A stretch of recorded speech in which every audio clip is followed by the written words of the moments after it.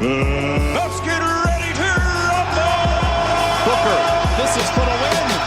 Got it! The champ is here! Cam Johnson cutting! And a can! The champ is here! Lead pass of the hand to the board. The champ is here! The champ is here!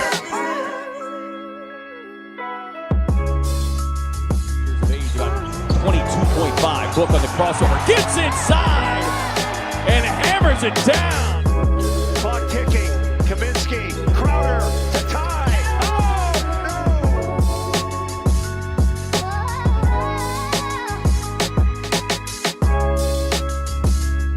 no! All against Randall. Crossover. Pullback. Spin. Throws it up with a basket. Oh, it goes in. Chris Paul with a circus shot. Suns. Booker for the win.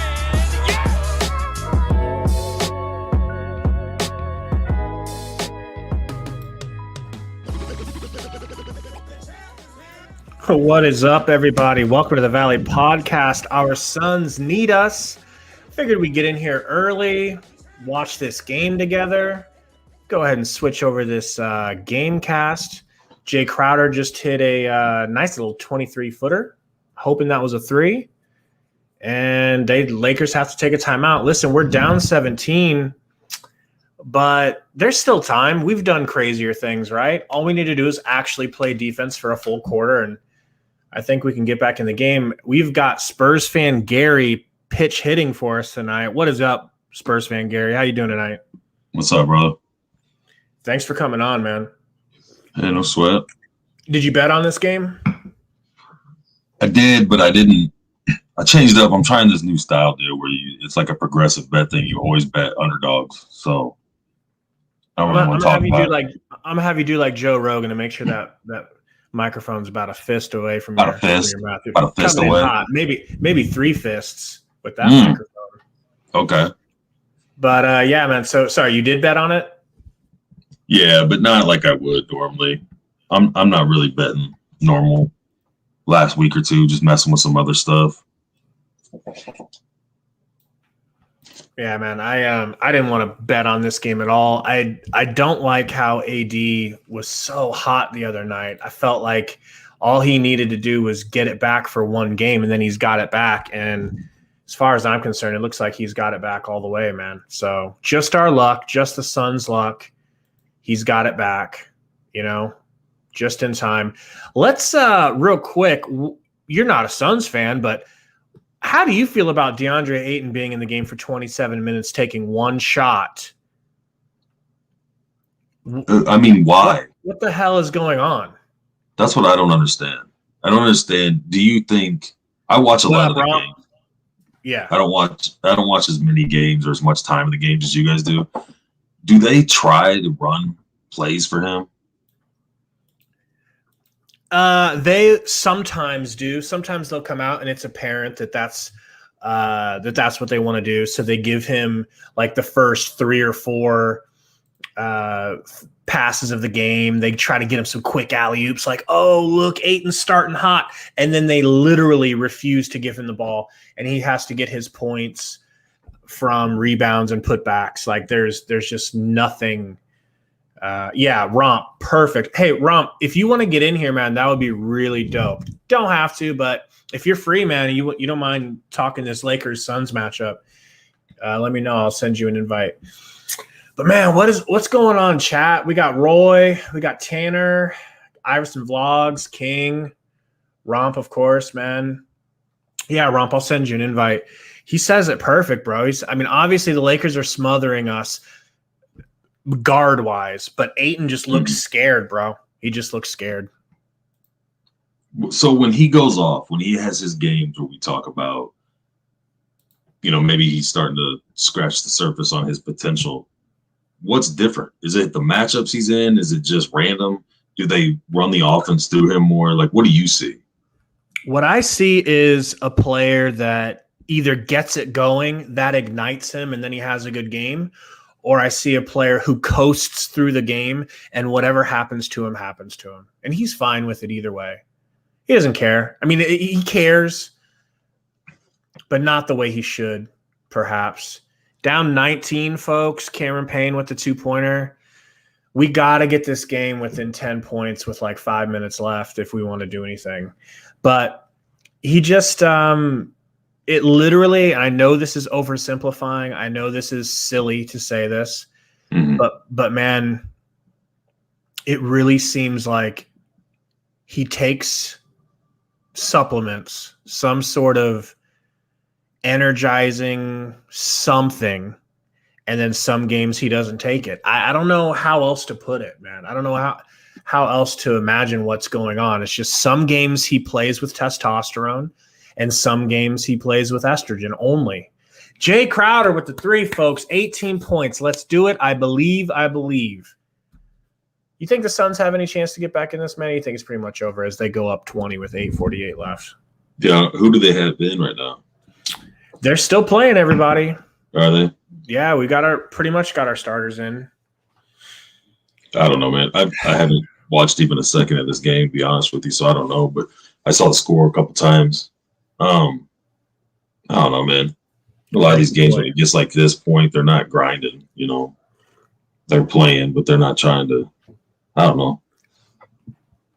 I think this is what I was kind of talking to you about the other night when we were on the phone when I was driving, with what worries me with your team in the postseason. Mm-hmm. Lay it on me. Well, I just think the Lakers without LeBron, I mean, they're like, hey, we're going to smother. Like I told you, remember I was telling you, if I was Monty, I would draw up so that about the first 5 minutes, whatever, until you go with your first rotation, primarily the offense is going to run through Ayton because Chris Paul and Booker seem to be able to turn it on whenever they want to. But if Ayton, I have yet to really notice Ayton finishing hot in a game. I know a lot of times he had a few games. He went through this stretch where he was doing great, and in those games, he really did, man. Like oh my gosh, we've got. Yeah, there was like a couple of games where we literally dumped it into him, and he got clutch game-winning buckets. Nice. Not like buzzer beater buckets. No, but like buckets in the late fourth quarter that are super critical. So I've seen him do it. Just seems like Chris Paul and CP3 don't want to give him that opportunity that much. We are down 13, folks. We are down 13. But those two, that's my point, man. Those two can get it going pretty much when they want. Obviously, I don't remember who that was, but like somebody said on here earlier, they're smothering CP3. Wrong. Other teams are going to come with that game plan, especially postseason. You know what I mean? Yeah. And it's like, if you don't already have or already get Ayton going, I don't know, man. Because I feel like if you put a focus on having him be a focal point of the offense early on, I think he'd be all right for you. I don't think he'd be doing 2 and 5 or 2 and 7, whatever that was earlier. Yeah, but it's not just we need to have more than him just being on in the first. Like I'm telling you, it's like we have 5 possessions. We keep him involved. This is when we do it. We don't even do this every game. But when we get him involved, we get him involved on the first 5 possessions. We have a tip-off play that we run in which we try to throw him an alley-oop. Then we'll try to get him the ball a little bit more. And then once he is quote-unquote cooking, we go completely away from him, and it's hero ball. Romp, what's going on, man? Are you watching this game? Yes, I'm trying to pull it up on my computer right now, but what I've seen from Aiden is just he looks scared, and does he look like the anti-Embiid? Yeah, he looks like what he does against Embiid, pretty much. But I just think the physicality factor in the playoffs is what scares me for Aiden. I don't think he's ready for it because you see him against Embiid and Anthony Davis. I mean, I don't know why the Suns aren't doubling Davis like they do Embiid, but I don't know. Aiden looks – I mean, the whole Suns team kind of looks flat besides campaign. Flat, bro. D-Book looked aggressive tonight. His defense is kind of not there, but I want to show you. I want to show you guys something. So take a look at these standings. What I'm seeing, honest to God, happening tonight is you've got a Lakers team here. Can you guys see this? Yep. Yeah. Okay, you've got a Lakers team here that is desperate to catch it back up with Portland and not have to do that play-in situation. You've got the Suns here who are 4.5 games ahead of the Clippers, and the Clippers just lost. So which team has a fire under their ass? Which team should have the fire under their ass? The Lakers. I think you left out the part where Phoenix is incredibly scared of getting the number 1 and having to play that number 10 team up there. No, I'm just kidding. You're right. We don't want the Spurs. No, you're right, man. I'm just kidding. But you know what I mean? Like that's the way that this game is coming off to me. I'm watching a team playing for their life because they're in the 7th seed and don't want to have to play Steph Curry, who's torching the league and trying to get the scoring championship, wrestle it away from Beal. Right, Romp? I mean, they don't want that. So they're desperate. We're not desperate because what's the worst that happens? We still got a 4.5 game lead on the Clippers. Do you think that could be why we're playing so lackadaisical, man? I think, though, I'm not really concerned about the loss. It's just about what's happening. Like, my concerns of the Suns were the lack of size, getting to the free throw line consistently in the playoffs. And you're seeing, like, that tonight just getting exposed. The size they just look like way smaller than the Lakers, in my opinion. Well, not only do they look smaller than the Lakers, they're playing smaller, and the only big person we have is Ayton, and he's playing like a freaking bitch.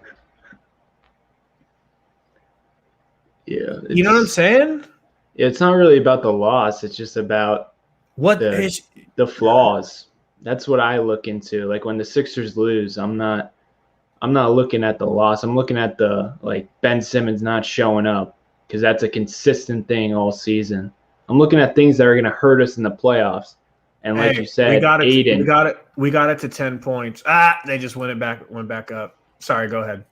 And how was Caruso getting to the foul line so much? Come on, Caruso, bro. I don't know. I really don't. You know, this is just how the Suns play. Like, if you're a team that's injured, Spurs, and you're not playing anyone, Spurs, then we're going to show up and we're just going to try to walk through the game. Like, we're not going to play hard. And it's really frustrating in a situation like this where the Lakers are our big brothers for the last decade, and they've always had our number. And here we're supposed to be the superior team, and we get this NBA, TV game on a Sunday night.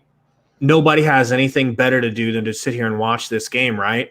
And this is a preview of the playoff, potentially. So everybody wants to watch this, and they come out here and they just lay an egg. And Ayton specifically lays an egg.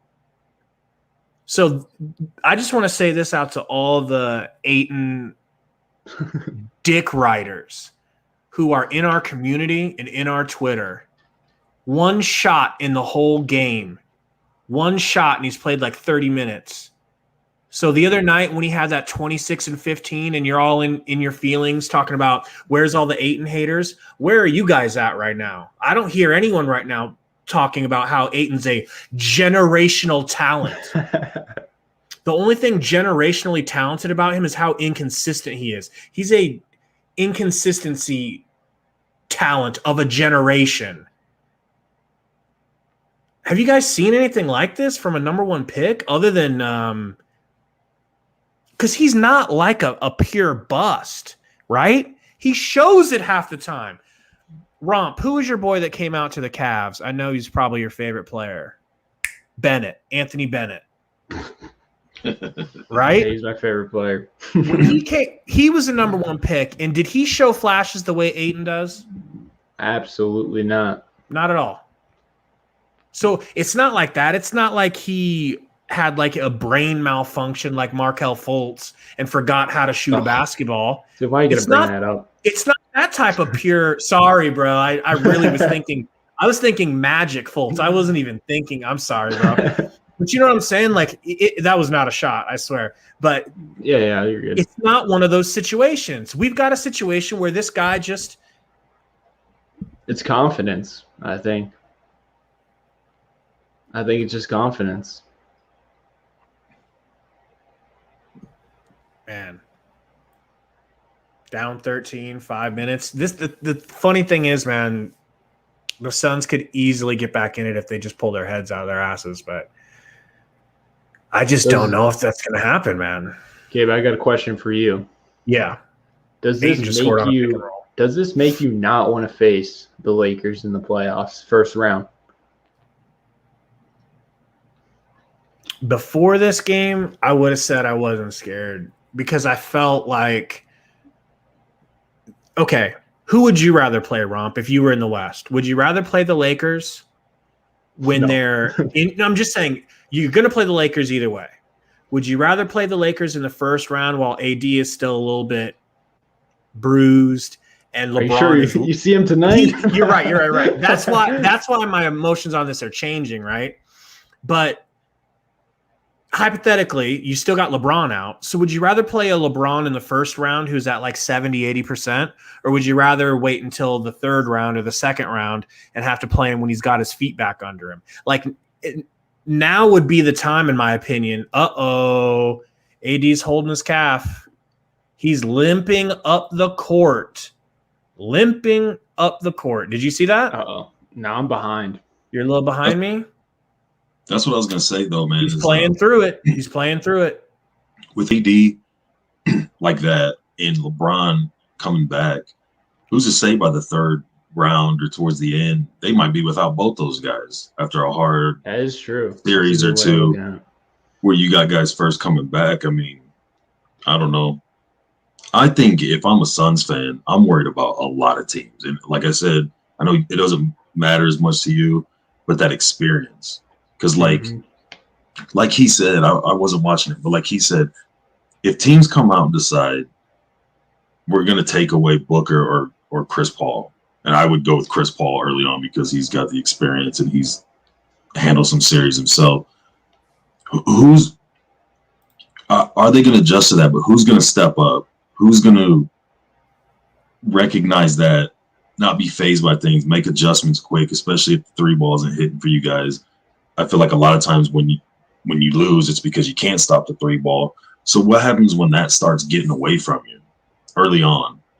And an experienced team, like as a Spurs fan, man, I don't know how many times we'll start a game off down by 12 points before you know it. Or ahead, I mean, it goes either way, but then you never really feel out of it. I feel like until somebody shows me something, and it has, in all fairness, hasn't had a situation to show me, but what's going to happen in the playoffs when not that, but those types of situations happen?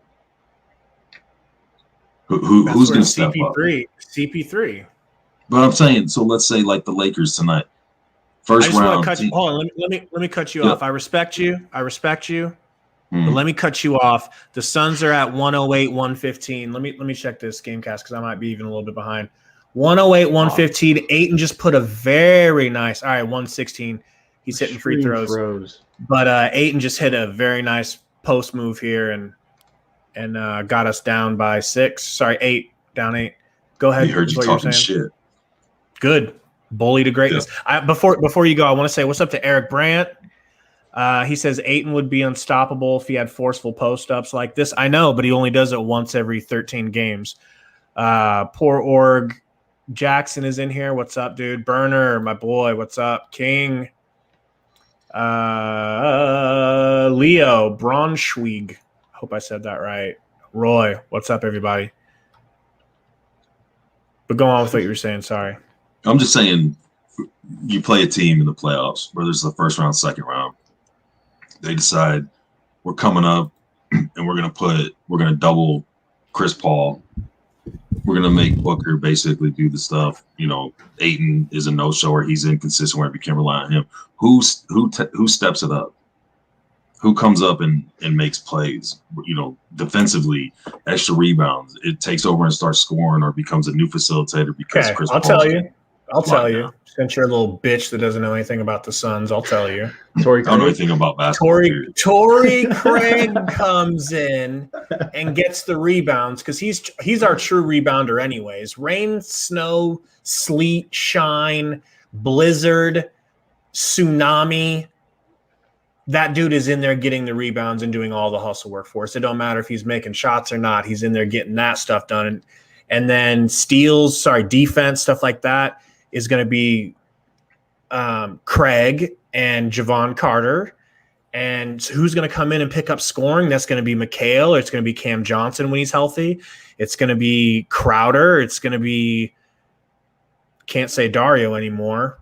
Do you trust Mikhail as a third option, or do you trust Aiden more as a third option? I trust more. I trust Mikhail. There's going to be games where you need that third scorer to step up, like Spurs fan Gary's saying. We have many potential third scorers. Look at what Cam Payne is doing tonight. That's my point. Look at what Cam Payne is doing.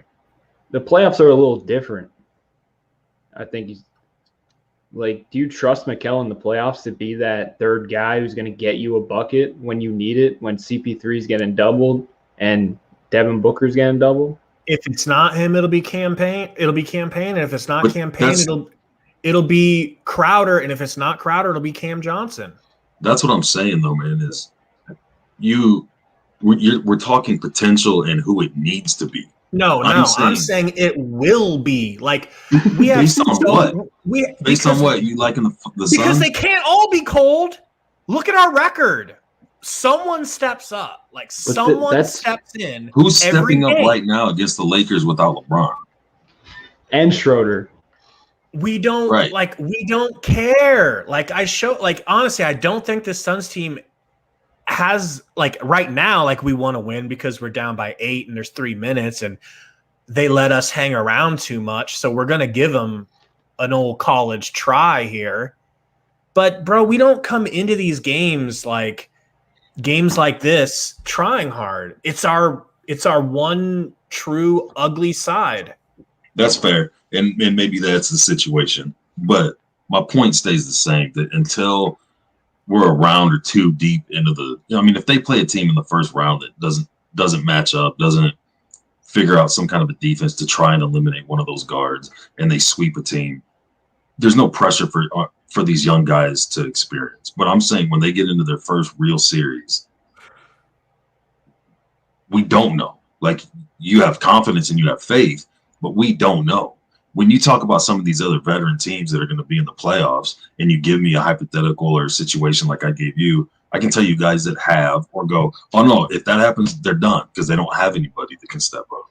That's what I'm saying with you guys. In my opinion, you don't. You could have 4 of them, but I haven't seen that. So I'm saying my thoughts going into the playoffs is I'm looking at the possible matchups for them. I don't have a lot of faith in them. Alex Caruso just denied DeAndre Ayton an alley-oop. Wait till you see this rompy boy. Dude, my stream's lagging every second. It just stopped right when it was about to happen. I see him blocking it, but it's not quite. It just stuck. I got to see it again because I don't know if Ayton just didn't have enough. But Gabe, you can't lie. This game, you got to be a little scared after this game. You can't I don't like it. I don't like it. You can't just be the Suns didn't show up. There's some little things in here you got to be a little scared of. Coach wants an invite. Sorry, I'm going to send him one. Okay, I don't like it.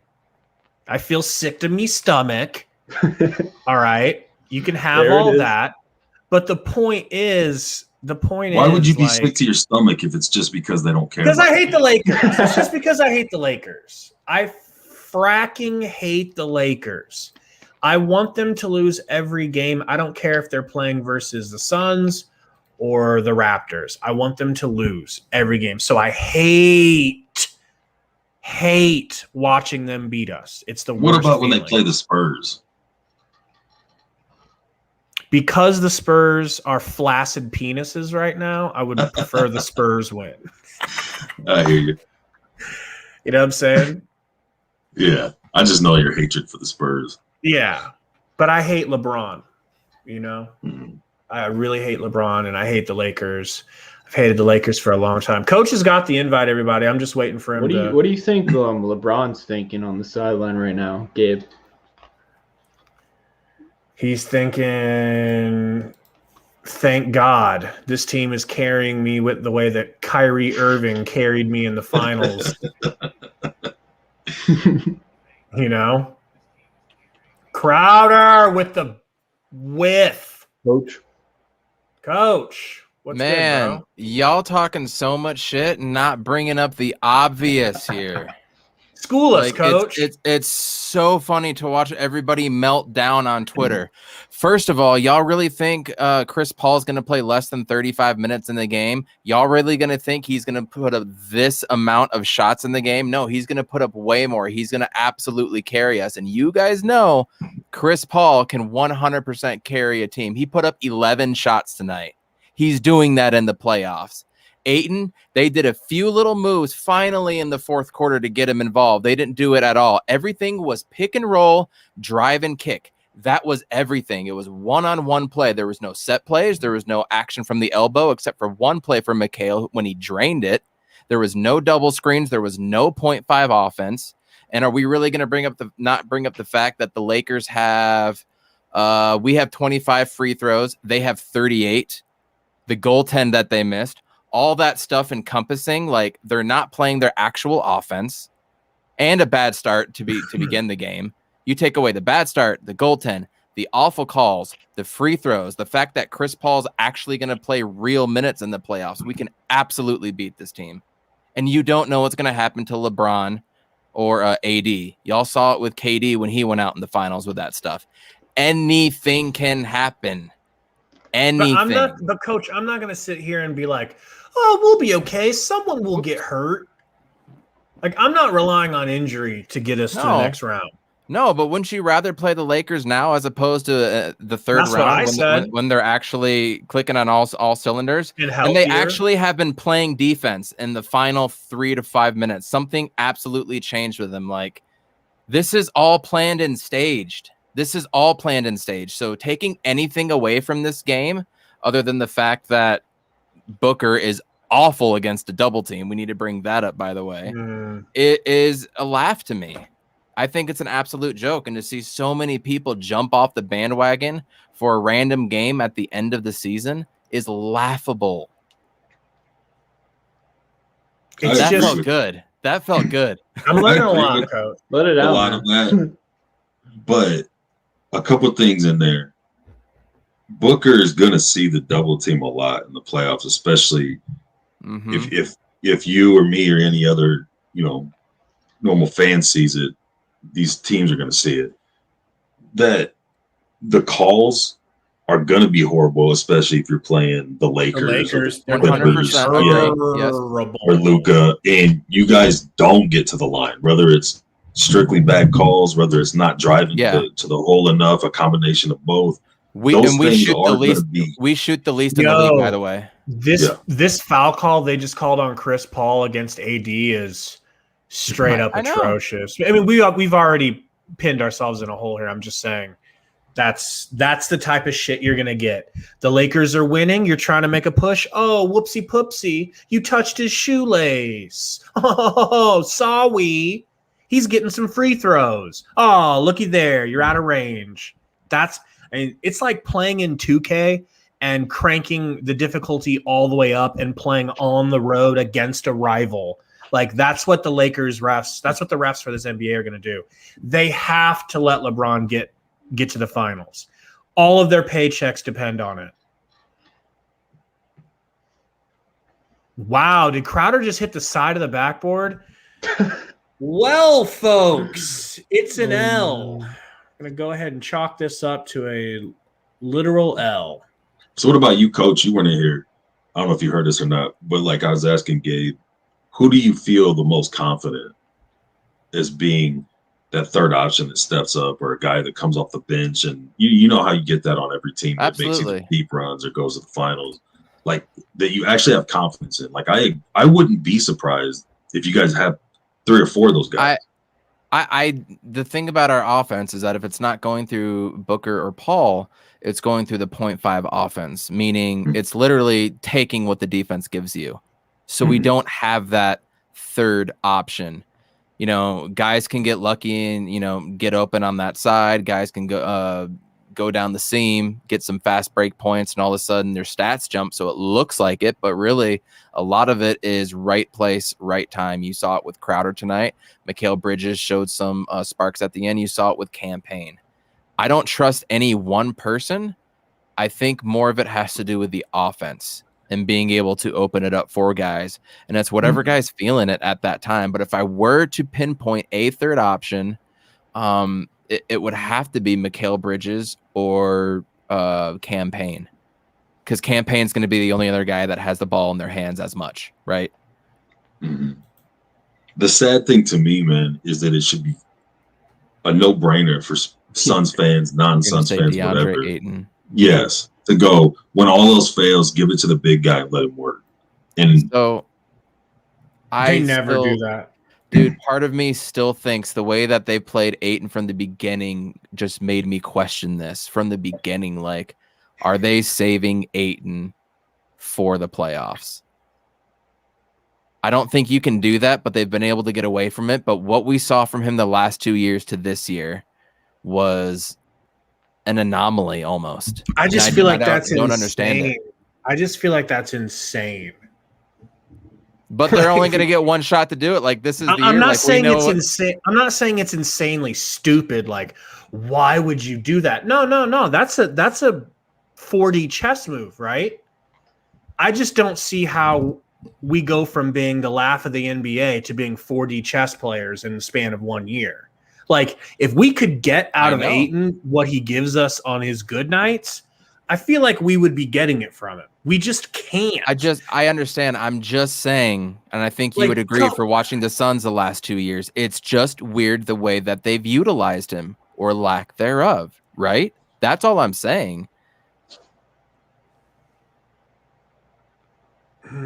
It's weird. It's like you got okay. So then let's follow this to its furthest conclusion. So that means that there has been a situation with the coach in practice or games where Monty pulls him aside and says, "Hey, listen, Ayton, I know you're really Embiid. I know you're I know you're a sheep." Exactly, Romp. This is ridiculous what I'm saying right now. He's saying, "Listen, I know you could go out there and dunk on everyone, DA, but don't. Okay?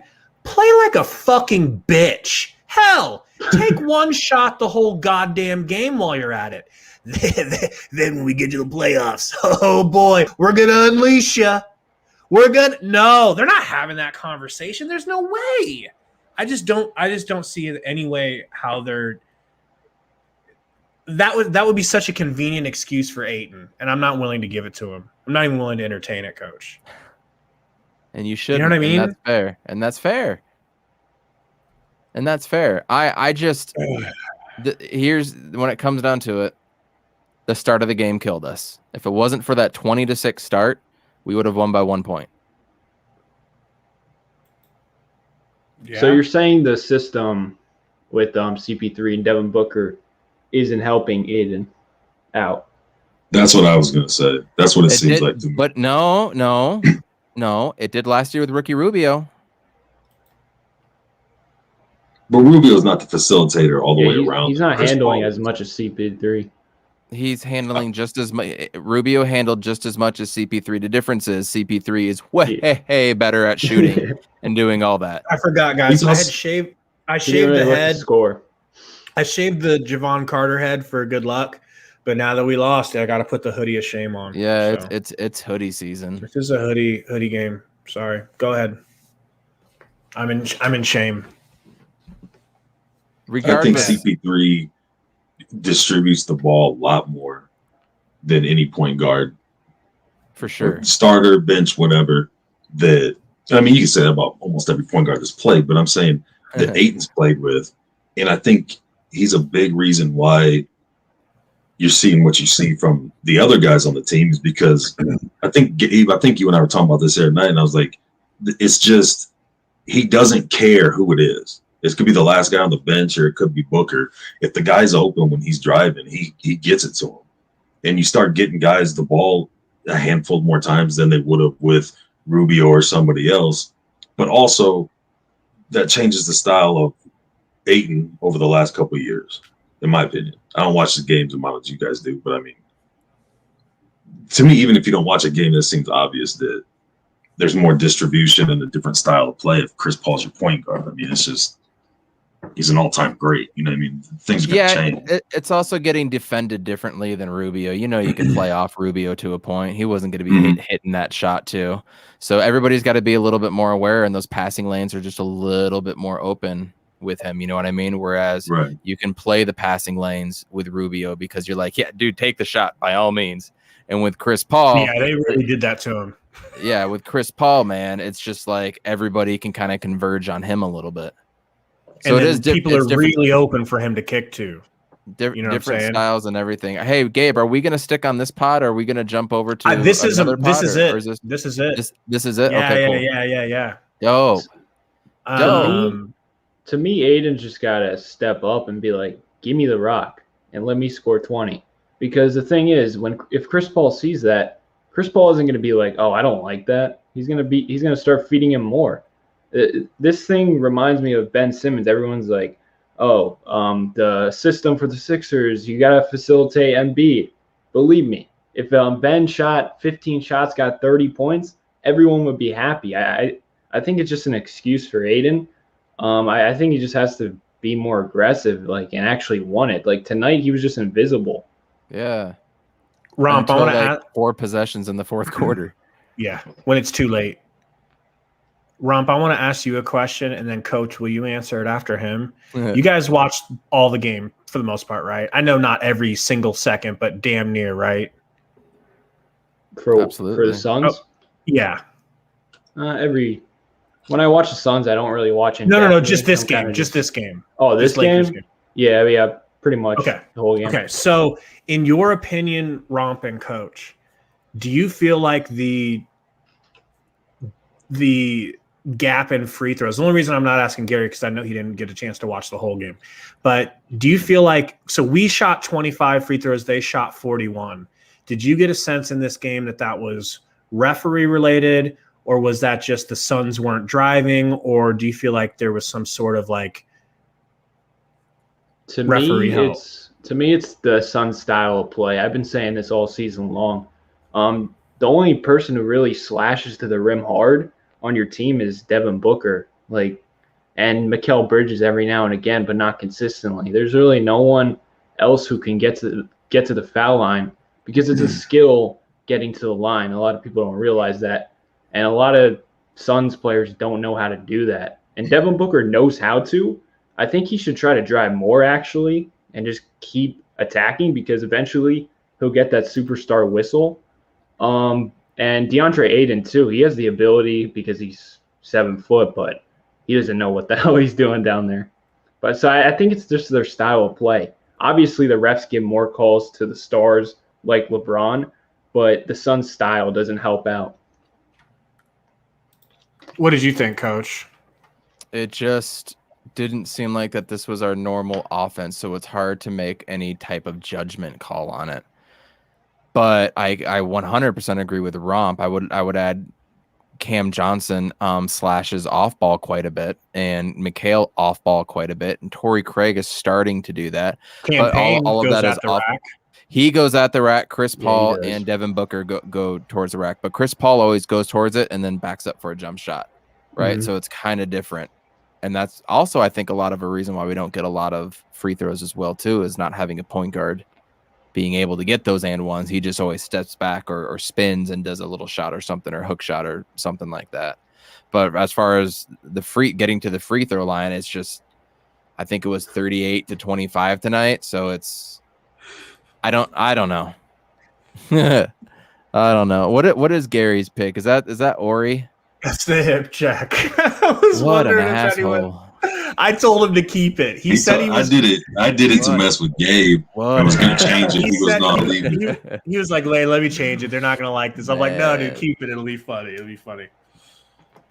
Hey, Saltiest Gaming in the chat. What up, Salt Dog? Funny. Salty was smart. He stayed away from this one. He was texting me all day saying it's going to be a loss. He is in the dumps.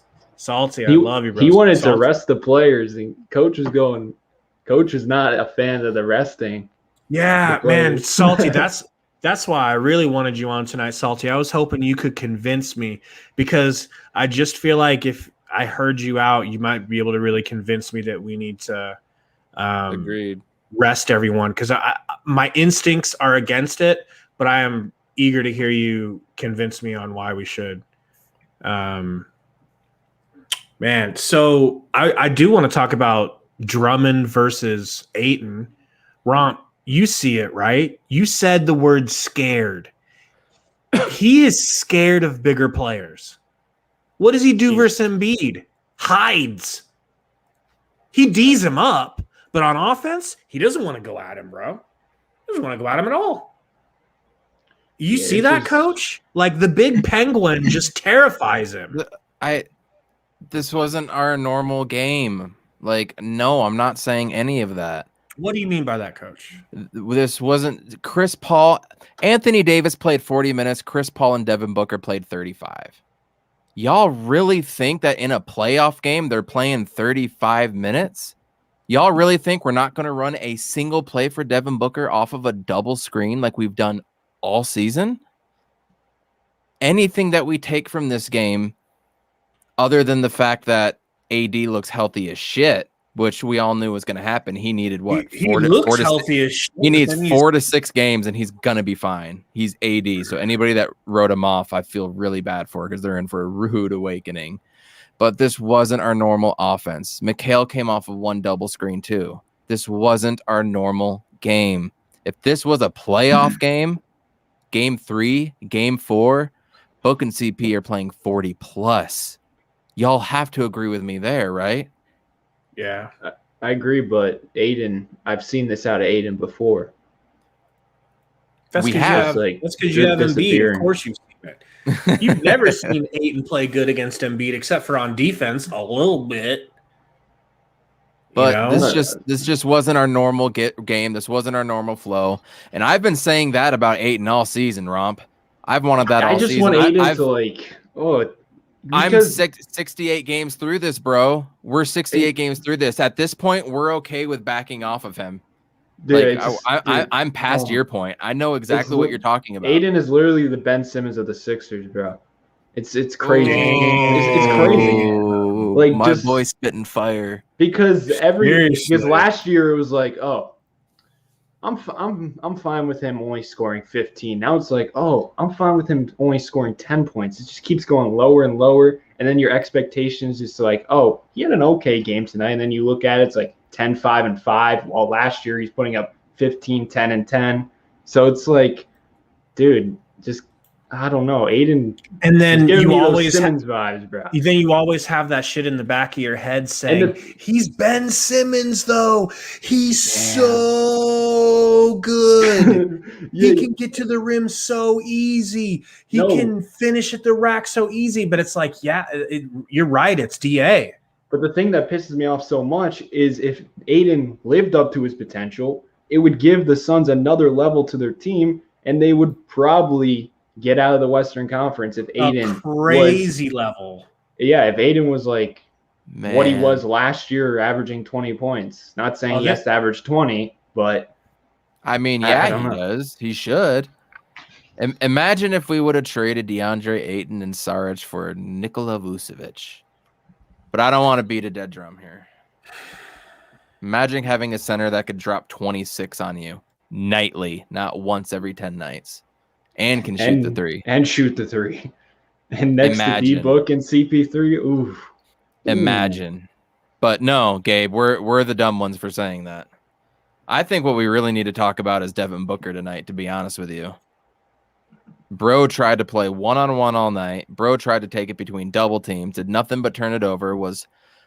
He was 5 of 14 at one point, but most of his points came from the free throw line, which commendable. Okay, you got like 11 of 12 from there, 11 of 13. You shot 5 for 14, though, had 3 turnovers, had the worst plus-minus on the whole team, and looked god-awful on defense. I wanted him off of the damn court. I didn't want him to enter.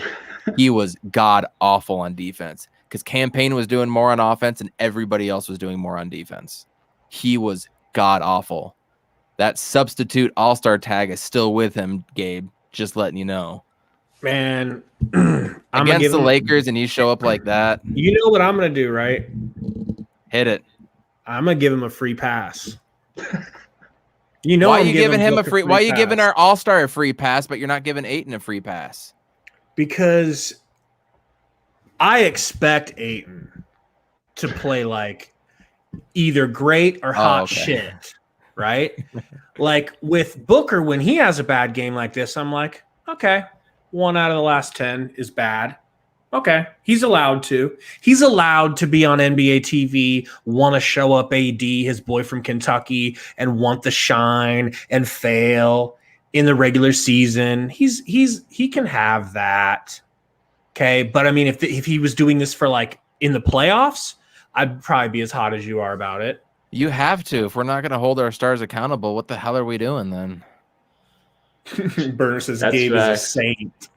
Gabe is I like that. There are Hold certain stars players, accountable. man, that I just can't get mad at yet. Where was Torrey Craig tonight, Gabe? Your boy Torrey Craig. Hey, he had a Nowhere to be terrible offensive night. His shot wasn't 9 falling. His minutes. layups weren't falling. But I saw him getting some hard-nosed rebounds, throwing his body around, sacrificing his body, playing like PJ Tucker.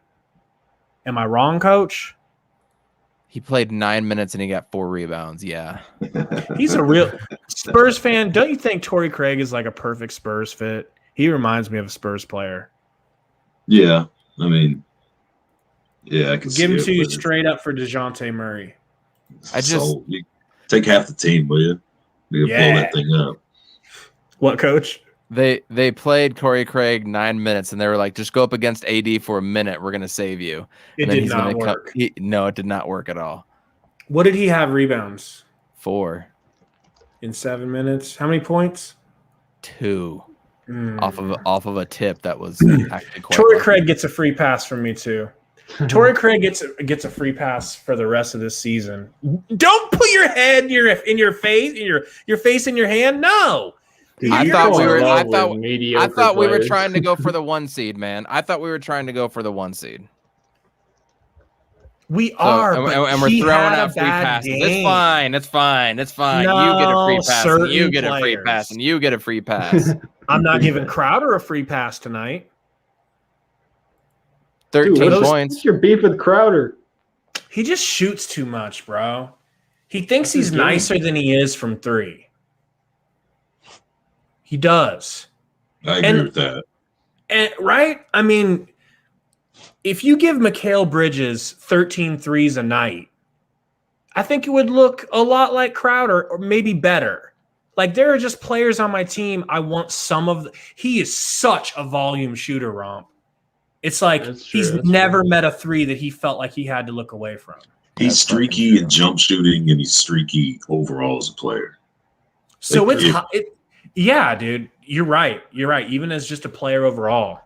If you guys say you guys get whatever, you get into 2 series in the playoffs.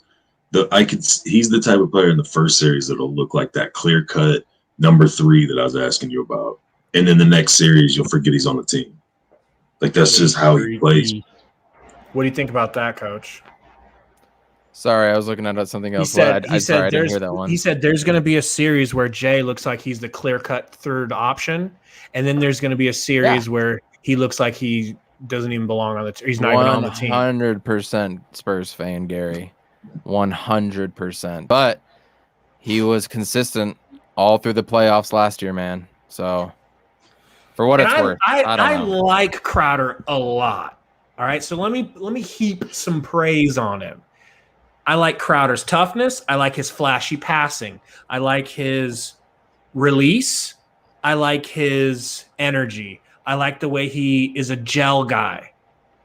I simply don't like how he shoots so much.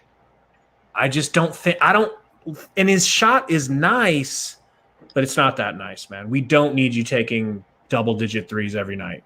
We just don't. We need Cam Johnson taking double-digit unless he's hitting them, because he's going to have games where he's like Danny Green, man. Like he's going to have games for you where he's going to hit 6 out of 7. Cap. I'm not capping Salt. Like I really like Crowder. It's just his shooting bugs me. I just it's kind of like a Nader thing. Like I wanted to like Nader. You saw me turn in his favor. But then he went back to that, like, look at me, I'm Michael Jordan. It's like, no, you're really not. There are Michael Jordans on the team named Booker. Can you please read a burner's account? Yeah, You say, Gabe, that's the hands down the fakest compliment I've ever heard. What's and the one fakest? above that. No, the other one, yeah. the two of the one above that. Just one above? Mm-hmm. He said, yeah, Jay's not cutting it. Also, Gabe, Craig is the core of the team. It's okay, man, because remember these islands I've been on before and then y'all have swam across and begged me to let you in?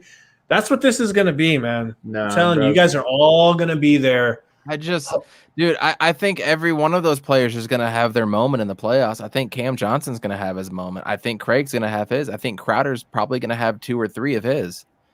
You know, I think it's just this system and who's hot tonight. And the matchups. We've seen the matchups, bro. We've seen where Cam Johnson against Zion doesn't work, and so he needs to be taken out. We've seen Jay Crowder look amazing in the matchups. We've seen games where Cam Johnson plays 35 minutes and Jay will play 15. You know, it's a flow of the game, and it's whoever's in, who's ever hustling, whatever's working at the time.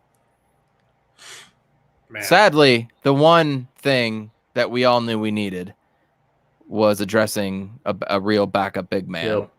And we knew we needed it. And we didn't do anything about it. How about Frankie Boy tonight? I liked Frank's attitude and pluck tonight. He would be great as a 4, as a backup 4. He'd be great as a backup 4. You want Frankie as a 4? Yes, because he's not a big man center. He's not. Can I be honest about Frank Kaminsky? Before you do, Salty told me to stay off the damn weed. That's not going to happen. And go ahead, Romp. When I saw Frank on the court, bro, I just said to myself, "Damn, you wish you had him." No, this could not happen in the playoffs. You guys are playing. If you have Frank Kaminsky on Anthony Davis. Oh yeah. Somebody said that on Twitter to me too. In general, like you can't play Frank Kaminsky. I'm sorry. Like he's a nice regular season player, you know, nice 8 minutes. Yes. But playoff, nah. Maybe 5 minutes in the playoffs. He's an 8 to 12, 5 to 8 minute player in the playoffs. Absolutely. And he's a guy that can go in there. Maybe he's a guy that can go in there and he can get you 6 to 7 points in a flash though. True, and that can really help out. And there's not a lot of players at his stature that can do that. He's 7 foot. He goes straight up and changes shots at the rims. I like Frankie Boy. I mean, we are lucky to have him. We would be shit out of luck without him, honestly. I know it doesn't always feel that way. It's true, bro. It's true. How would you be shit out of luck? Come on, dude. You'd be the 4 seed? What do you mean you'd be shit out of luck? Because here's why. How many wins has he meant to you? We went on we were 9-1 or something. We were 9-9. We had won 9 in a row with him starting and then lost the 10th. So it was like when he was in the starting. So maybe instead of them sleeping on Aiden for the playoffs, they're waiting to bust Frank Kaminsky out in the playoffs. That's what the coach is like, hey, man, just sit here, bide your time. When it matters, we know to go to you.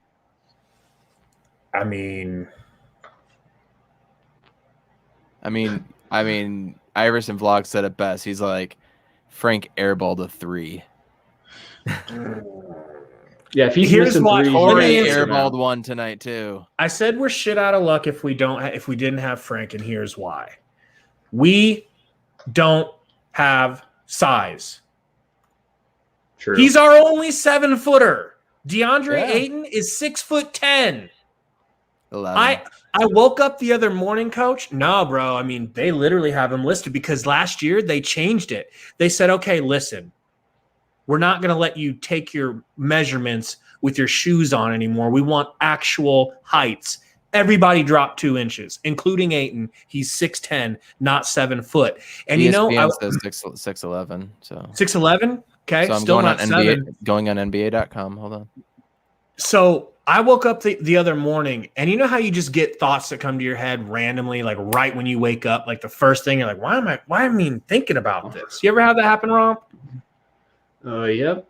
Have good thoughts in the shower too. You're sitting there showering, Yeah. you're like, oh shit, right? I woke up the other morning and I thought, you know what the perfect nickname for Ayton is? The fake 7-footer. Because in every way, he's a fake 7-footer. He tells people he's 7'1" when in reality he's 6'10", 6'11", and he plays like a fake 7-footer. You see him up against Drummond, terrified of his big fat ass body. He's actually not fat. He's just like big. Who are you talking about? Ayton, the fake 7-footer. I'm still waiting for an answer on how Kaminsky's the savior. Because he's our only 7-footer. Turn everything into Ayton talk. He's our only 7-footer. We have no height with DA. Romp, how small did we look even when DA was going up against AD? You know what's sad? Frank Kaminsky looked like he looked like he had more confidence guarding AD than DeAndre Ayton. And he does. Frank, and he does. You gotta love his confidence. I thought that the whole game, and he looks more confident on offense against them. You see his little spin move and his little turn hook shot? You guys are underestimating Frank, I'm telling you. Like if Frank had DA's ability with that confidence, he'd be averaging 25. It's confidence, bro. DA doesn't have that. You're right. Somebody said it the other day. If you could put Javon Carter's brain inside of DeAndre Ayton, he'd be a Hall of Famer. And I completely agree with that, dude. I completely agree. But, Coach, you got anything else, man? You want me to show the highlights? Coach is fapping. I think I'm going to pull him up. Can you answer the Frank question now? Yeah, Jesus Christ. I told you people. So where would the Suns be if he wasn't on the roster? Didn't you guys sign him like late too? We let him go, just like we let Baines go, because we're like Saric. Saric is the one of these three that we're going to pay. So we let Baines go and we let Kaminsky go. He goes to the Kings and couldn't stick around on the Kings. They let him go. He comes back to the Suns, and he's a viable NBA player again. That's it. Just a viable NBA 7-footer. But that's something when you don't have any 7-footers on your team, to have someone who can be usable in an NBA game and they're 7 foot. That's why I'm saying we'd be out of luck if we didn't have him, because we would literally – I mean, you think we're small now? Take away Frank, and then you're putting Saric on AD. Oh. But you've had games where he don't play. Yeah. He can't be that important, man. And I would argue that you guys are better when you go small. So, like, the bigs don't really make that much of a difference. When do you throw the ball down to a big and let him do big man shit? I mean, the big men are kind of an after effect in that offense as far as scoring goes, other than the very few times you guys do run a play or two through Ayton. But, I mean, you swing the ball a lot. You do a lot of pick and rolling, and everything goes the outside unless Chris Paul drives and does one of those middies. I mean, it's just you don't need – I mean, I would argue you could at some point in the playoffs go, man, we ain't even going to play Ayton. We're going to bring in another guard or a defender. Or then we bring Craig in or something like that. Right, but I'm saying that goes against your argument both ways. One, that you need a 7-footer, and two, that Kaminsky has meant really anything to the season you guys are having. Burner said, I wish DA was as consistent as Gabe consistently fat shames people. Drummond isn't fat. He's just a big boy. He's a big, heavy man. He's strong. And DA sees that and he's like, nah, I'm good. I'm good tonight. Tonight, fellas, I'm not showing up. And Romp, did you see when one of the times when Drummond got the ball under the rim, took a power dribble, stepped into him, and just literally DA flew off of him, like went from like the block to under the rim just from being shoved one time. And it was a foul. I think it was Ayton's second foul. It's just like, damn, bro, he shouldn't be moving you like that. And why can't you ever do that when you get rebounds? Ayton makes me mad as a Suns outsider. gonna be real. Ayton does, yeah. I'd be mad at him if I was a other team fan. And I would. and look I at don't him. get the fans that like support him, and then Dude, when he has a bad night, they don't hold him accountable. But then when he has a good night, oh, where are you guys now? Where are you guys at? You know what I'm saying? It's the same thing with Ben Simmons. You guys need Aiden to just reach that. Those are next people that level. need to be fought, bro. Like those are people that deserve to be fought and have the shit beat out of them. Like straight up. Like it's the most front running shit to step in and be like, Aiden had a good game. I don't hear any talking. Yeah, because my whole like idea of Ayton wasn't changed off one night. You think this is the first fucking night that he's had a good game? He's had good games. But then it's like obvious that he has way more bad games than good games. How do you not see that, you piece of shit? That's what I want to say to them. But I'm a nice guy, so I don't go there, Romp. You know, I don't treat people like that. But I want to. I mean, you got to respect Coach. He's calling out Booker tonight, and then he praises Booker. He calls it how it is, and that's how I like it. Yeah. Thank you. But Rob. then, you do then the same people thing, want Gabe. but people want to treat us like we're flip-flops. Dude, that's what I'm saying. You like Ayton. Oh, now you like Ben Simmons. Yeah, and then they're No, like, you're bitch. wrong. In the moment, I was right, though. I'm not talking about tonight. And then when he has a good game, they're like, oh, now you're flipping sides. I never hated him. I was just holding him accountable. That pisses me off. Like when a player finishes their career and moves on, then you can look at them and consider them a whole, like you can consider their work completed and say, this player was this. But when they're playing every night, you still have to go game to game and analyze what you see. Otherwise, you look like an asshole going online and being like, Ayton shot one shot tonight, but I'll tell you what, he's a generational talent, coach. You know? Bro. Fuck, man. Bro, those kids are in high school.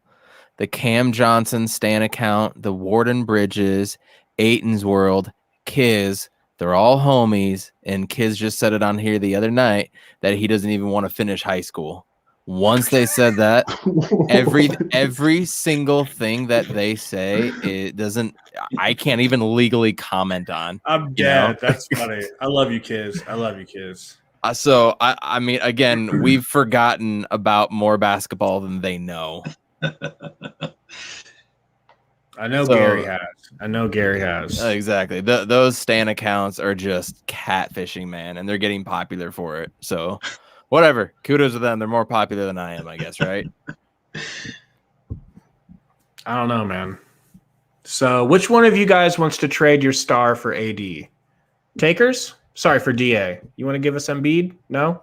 No. Going once? Tobias Harris for DA. Come on. Who says no? Bro, if you put DA next to Embiid, that spacing would just be immaculate, man. Hey, come on. We'll even give you Saric. Come on. Saric and Embiid back together again. Sarge? Ooh. The homie? The homie for Thibault. Oh, heck no. I was staying for a while. I thought he couldn't shoot, bro. He can shoot, but he's still unbelievable. He's like leading the league close to steals, and he doesn't even play that much. Coach versus Ayton's World, fight of the century. That shit would be amazing. Coach would uppercut his ass through the roof. Actually, I've never seen Ayton's World, so I can't really say that. Yeah, he could be this 6'6" tall, beefy kid that all he needs to do is just bump on the Right? head, right? Kid's been in MMA since he was 4, beats the shit out of you on the internet, gets you all tied up and tapping out. Fuck. All right. So Gabe Vaughn, I want to know what your whole thoughts on are tonight, like with everything that the shellacking we just took. Okay. Remember we were talking about this when I was driving to get food earlier, Coach? Mm-hmm. I was saying this game, it sucks to lose a game like this, and it will suck to play them in the playoffs and get bounced. Because we did all this work this year, getting notoriety, getting people to believe in us, becoming the talk of the NBA, kind of, elbowing our way into the conversation like, bitch, y'all going to talk about us. Y'all are going to have to talk about us. And then to just go up against the Lakers tonight and potentially in the playoffs and get bounced, can't let that happen, bro. It's just everything we worked for is just going to be one big fat yeah, but. Oh, you guys were number one last year? Yeah, but got bounced by an unhealthy AD and LeBron. Yeah, no one takes you seriously. And then next year, if we come out and we're the number one seed, people are going to be like, yeah, no one cares. Remember you did this last year and got your bitch asses bounced? Like, I don't want to be that team. So that's where my pain is coming from. That's where saltiest pain is coming from. That's why this game frustrates me, even though, Coach, you said this wasn't our normal game. This isn't our normal flow. I don't care. I don't want to lose to the Lakers and lose all this momentum that we've built up, bro. This one was a gut shot, not going to lie. It was a fucking gut shot. Dropped my phone, my bad. Yeah, that's how I feel about this game. Those are all 100% fair points, and that's how you feel, and nobody can take that away because everything that you said is facts. Like, no, we don't want to be that team, but I mean, think of what poor Romp must be thinking about the Suns right now. He's thinking paper champs. You guys got me. You guys got me sad, man. You reminded me of the 2017 Sixers right now. 18-game win streak to end off the season, and then we just got destroyed by the Celtics, mentally and physically. But I don't know. Maybe this was a good sign, a nice little spark in the Suns locker room. They're pissed off. That's what I'm saying. I don't see why you don't take this away. Like, okay, they don't play their normal game. They don't play their normal minutes that they're going to play in the playoffs, right? We all agree on that. And you only lose by 13. The refs are against you, all that stuff. I don't know how you don't take that and just have a serious fucking chip on your shoulder then moving forward. We usually do. And anybody giving up on this is I don't understand just jumping ship on a team right now on this, because we all saw, well, I don't know about Romp. We all saw the Patriots beat the Rams, the greatest show on turf. Nobody gave them a chance. There's no way. We saw the We Believe Warriors beat the Mavericks. Now, again, you're talking some historical comebacks, but it's possible. It's 100% possible, especially with our team and the way we can drain threes. And when we actually played defense for the last 5 to 6 minutes of the game, we were terrorizing them. There's no reason to think that we can't beat them. No reason. And again, getting them in the first round is the way to go. Salty. And if you hold on, and if you want to drop down to the 3 seed or have them bump up to the 6 seed, we have to play the Lakers in the second round. They're gonna be. I think they would beat the Clippers, so we're gonna have to play them then anyways. It's just gonna happen either way. Romp, sorry, go ahead. You see burners. Bro, in that video, I literally said that the Lakers would beat them. So you bitch. We didn't watch that far. So I just said my concerns. I think the Lakers and Clippers would beat them in a series if the Lakers are fully healthy. That's my opinion. But I mean, obviously they could beat them, like Coach said. It's not going to be easy for the Lakers, but I just don't like the matchup. Listen, Salty sums it up so perfectly and so poetically. Like, this is what the argument is going to be, and he's literally making the argument. He is a Suns fan who's making the argument.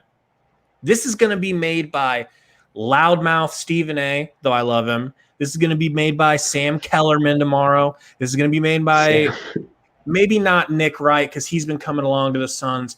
But this is – get ready for this for the next couple of days, okay? This is what's going to be said.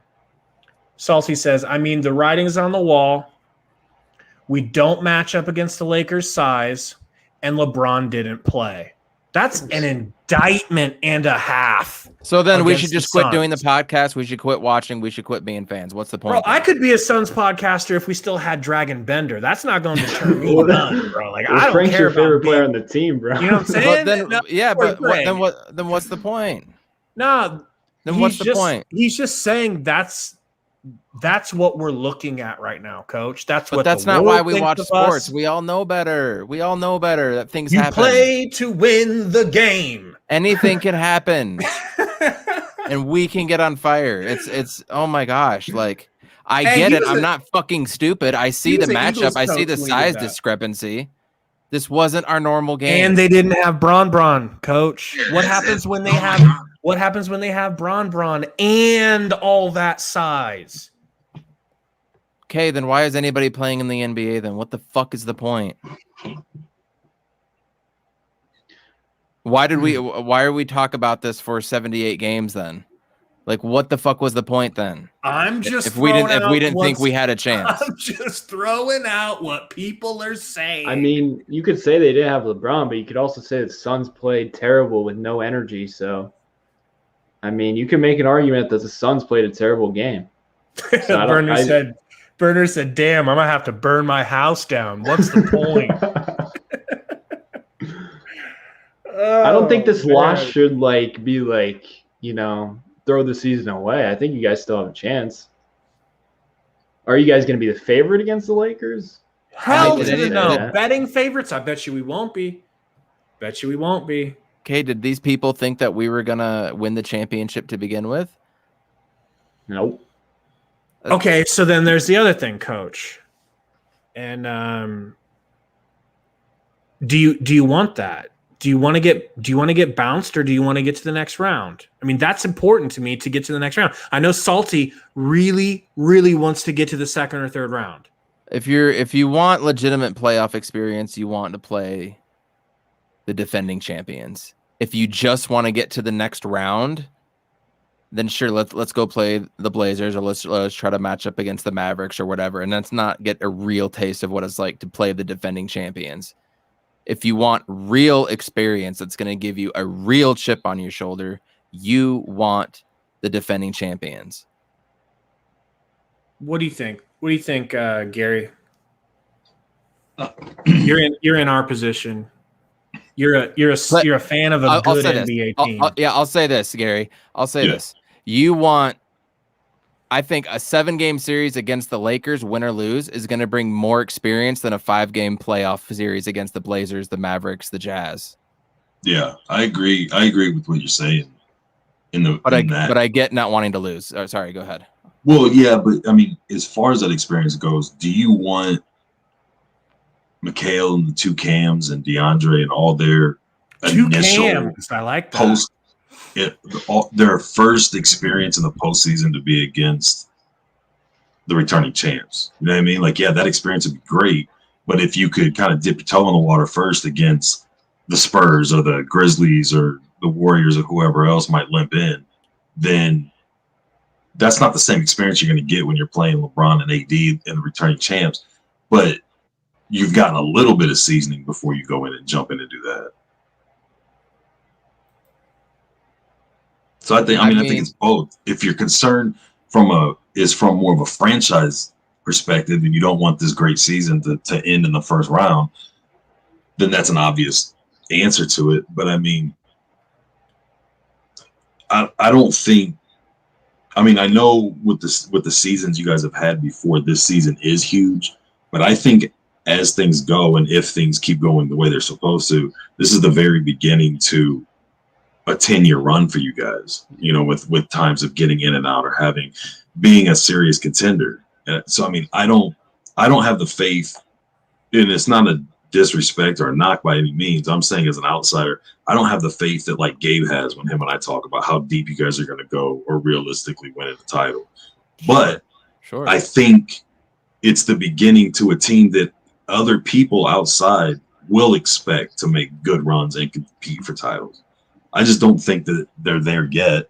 And I could be completely wrong. You know, I think everybody's going to see a lot. I think fans are going to see a lot on the other side of what they thought, and people who probably haven't taken you guys serious. Like you say, with the media, you're going to see things that they didn't see on the positive side. But it's just there's too much unknown for me, and I see where the media and other people are coming out and not going, oh, well, look at the record they've got. They should be considered one of the top for the title. Like there's just too much with the way the playoffs are so long and so grueling and such a different environment. It's too hard to just take this one really good season that they're having and go, oh yeah, man, they're going to go deep against the Lillards and the Jokers and the LeBrons and guys that have been in the playoffs for 15 years. Year after year after year. Right. No, for sure. You're spitting straight facts here. I 100% agree with you. And what you said earlier about being the beginning of a 10-year run, if you want to talk about the 10-year run, nobody thinks we're going to win anyways. So let's just start with the Lakers. Yeah, I agree. I mean, let's from just that get perspective, that experience. Yep. And I would want that. I mean, I talked to earlier in the year, Gabe and I were talking, and I'm like, if let's assume the assumption is to win a title, like obviously that's every team's goal. I mean, like that's the team's real expectations. Give me the harder team first. You know what I mean? Let me play when I'm beat down and, I've gone some grueling series. Let me play a weaker team or a team that doesn't match up well against me in the Western Conference Finals instead of I'm getting, my guys are getting beat and everybody's getting beat down in the playoffs the way it goes. But I'm saying, give me that easier matchup later. If I'm going to win the title, I got to beat them anyways. Yeah. We're going to have to play them no matter what. Win or lose, it's going to bring a whole lot of experience. And even getting to the second round, playing them 7 games is going to mean more than playing any other team in the first round, except for maybe the Clippers. Yep. So, Romp, I want the Lakers while they're gimpy. I got a question for you and Coach. So, say they do match up with the Lakers, would you consider that like a failure of a season? Because I think that's crazy. I think that's crazy if Suns fans think if they lose to the Lakers in like a 6 to 7 game and you go out and be like, oh, season was a failure. That's insane to me. I think if you lose to the Lakers in the first round, it's going to help Devin Booker. It's going to make him even more hungrier because failing in the playoffs, that might unlock a new Aiden. Maybe Aiden needs to just get dogged in a playoff series and come back hungry. That's what happened to Embiid. That's what happened to a bunch of players. You have to fail in the playoffs to succeed in the playoffs. I'm a big believer in that. Dude, now, could you guys be the anomaly and have a crazy run? Sure, but it's unlikely. But I still think the season's a success no matter what. No one expected you guys to be a 2 seed. It's just so happened that you landed, unfortunately, the Lakers in the first round. It's all about context. The season, I mean, if you guys played the Mavericks, you probably would beat them in the first round or a different one. So if you lose in the first round against the Lakers, it's still success in my eyes. Absolutely. But I want to hear your Thank opinion. you. Jordan crumbled in the playoffs for years before he was able to come up. The bad boys were just getting crushed and crushed and crushed every year by the Celtics until they came up. You know what I mean? And they kept adding little pieces here and little pieces here. It happened to Shaq and Kobe, and they got swept by the Jazz twice 4-0. Like, it happens to every team, and out of it comes greatness. Losing this game is not the end of the world. Writing this team off because of this game, I think, is damn near shameful compared to where we were for the past 11 years. Writing them off completely, I don't understand, because this team is going to come back. I fully believe Chris Paul is going to come back and everything. Like, the writing is on the wall for that. So just saying this is a negative year because we lose to the Lakers, regardless of what round it is, and it's not our fault that LeBron and AD got hurt for 20 to 30 games. It's not our fault this happened in this 72-game season. It's not our fault this is a COVID year. These are the circumstances that were presented in front of us, and it is what it is. Lean into it. Attack Drummond. Attack Marc Gasol when that happens. Attack Caruso when you get the switch. This is what's lied in front of us, so you play it as is. So just writing everything off, man, I think is just unfair. So straight up. Thank you, Romp. Thank you. Well, it's funny that that's your question, Romp, because me and Salty are just texting about that. Okay, like right before you said it, and he says the season is a failure if they lose in the if they lose in the first round. Period. Pray for Salt. And I said I agree with that, but then I said I don't know though, because this season, say we go to the first round, it's the Lakers, they bounce us. Say we win like 2 out of 7, you know, it's like a 6-game series or something. That's still a lot better than what we've been the last 11 years. And Gary is saying like he's looking at us from like we're on the first chapter. That's a great way to look at it. Yes. That we're in the first chapter of a book about the Suns being good. And yeah, they don't, you know, maybe it has a sour first ending to the first chapter. I just don't even want to be thinking about the second chapter. But This the is fact that they are one of the Last Dance. but the fact that they are so big, that would be nice, Coach. That would be the shit. But like the fact that they are so big, they didn't have LeBron, is making us talk about chapter 2, which is next season. That's not a good feeling, man. I don't think who you play in the first round or lose to in the first round matters that much. From as far as like, I'm basing this off of what my expectations for you guys would be going into next year. So like, if you guys got swept by the Lakers in the first round, I would have a different thought than if you lost in 7 in the first round to any of the playing teams, right? Because you're going to get a tough, real playoff environment, 7 games of experience where every game, especially by like game 3, is really, really important. If you just get boat raced by a team, what good of experience does the team get? So, I mean, like, whether you like getting bounced by the Lakers or getting bounced by whatever, like, for me, just to extend more on, like I said, the experience is more important in my opinion than getting to the second round. To me, the season's already been a success. So I don't think there's really any way that the postseason ends that ruins this season. What ruins this, the negative effect that would have is if everybody goes out, looks like shit, you get boat raced out of there, and you don't get some good playoff experience, and you have that bad, oh shit feeling going into the postseason and next year. Excuse me. That's fair. That's fair. This is the journey, man. This is just the journey. Yeah. Romp said it best. I'm gonna live with that the whole offseason, Romp. Like, this is just the journey. No team became great overnight. I mean, you see the Blazers, they've been getting like knocked out every year. And it's just, you have to fail in the playoffs. It's just a fact. Like, look at what Apples just said. Exactly what you're talking about. He just said Dame got swept first round and he was hungry and made a Western Conference Finals without Nurk. Mm-hmm.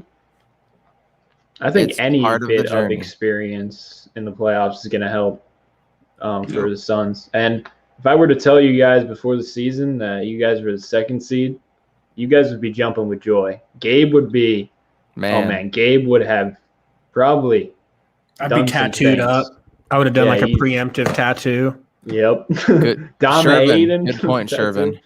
Good point. Pressure is on the Lakers too. Pressure is more on them than on us. Expectations have changed throughout the season because of how good they have been playing. But at the same time, you got to be realistic and think of where you were in the beginning of the year.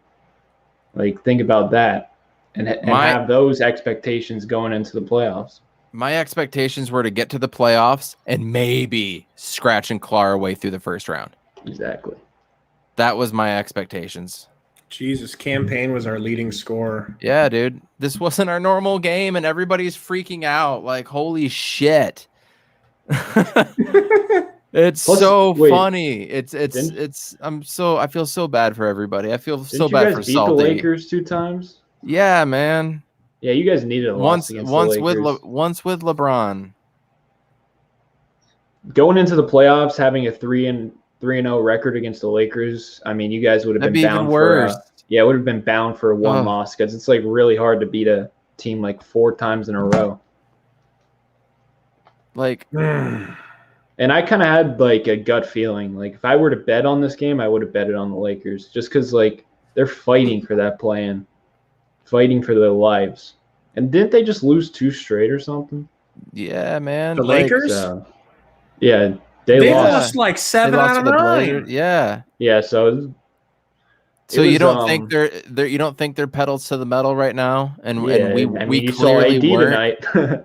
Yeah, we clearly weren't, and we lost by 13. But at the same time, bro, Aiden just oh, I'm not even. Yeah, I know. That's what pisses me off. I know. If I was 100%. But again, you give us that blatant goaltending call. You take away maybe 4 free throw shots that they had. Devin Booker hits an extra 1 or 2 that he always hits. It's like a 2-point game right there. It's true. And the thing is that we're still as big as they were and all that stuff. We still weren't that far behind on them. All those things that we just talked about this whole podcast, and we still only lost by 13. And we were right. 13 is enough to feel like a bitch. We played for 5 minutes of defense. Their defense was really good, though. They were playing like a team whose back was against the wall. We were playing like a team who has a 4.5 game lead on the next person below us in the standings. And again, Chris Paul and Devin Booker are going to play more than 35 minutes. But it's like, if that's the effort y'all are going to bring to the table, then do what Salty's saying in the first fucking place and rest everybody. If you're going to rest on court. But there's nothing more than I would love for the Lakers to have all the confidence on us and then us just shove it up their ass game 1 and win by 25. They have all the confidence against us. I'm not trying to flip-flop. I'm just saying, if this is what you're going to give me, as soon as Monty sees the effort that we're giving, it's like, oh, shit, you guys, okay, you guys want to throw the game? All right. Go ahead, Langston. Go hit 16 consecutive threes since I never let you off the bench. Is it possible? Is it at all possible that Monty's playing chess and everybody else is playing checkers? Is it at all possible? Romp, what do you think? I just saw the Lakers defense just kind of play really hard, and the Suns weren't ready for it, and it kind of just was the momentum throughout the game. I don't think maybe Monty wasn't running his same old stuff to not try to give away stuff, but I just saw the Lakers wanted it more, and the Suns just didn't have that mentality. And it caught them off guard because the Lakers' defense was so damn good, and their defense is amazing. Even without Schroeder and LeBron, they've been like the #1 defense all year. So then that's what we should be talking about. We should be talking about effort versus anything else. That's the point of all this, then, right? That was the downfall. And Aiden just and Aiden disappearing. I'm sorry, Aiden lovers. Don't be sorry. Bro, you ain't talking to any Aiden lovers right now. I love the idea of Aiden. I love the idea of Aiden. But in physical practice, no. Just hey, I gotta jump off. But just Suns fans, seriously, don't give up hope. Don't give up the faith. We've gone 68 games. We've got 4 left. Don't jump ship now. Anything can happen. The playoffs are going to be different, and don't base anything off of this game. All right. That's what I got to say. And got the Warriors on Tuesday. And Gabe, it looks like we can have Tori and Eric on from Blazers Uprise on Tuesday as well, too. That's going to be awesome. So have you talked to them about that? Are we planning on having them on, or are we just? Yeah, Tori's totally down to. He's going to watch the Suns and Warriors game. Eric is unsure just because of family stuff that's going on that night. So to preview our Blazers game? Yep. But they play the Jazz Wednesday, and then they play us on Thursday. Burner says Monty's playing the weirdest chess he's ever seen. I agree.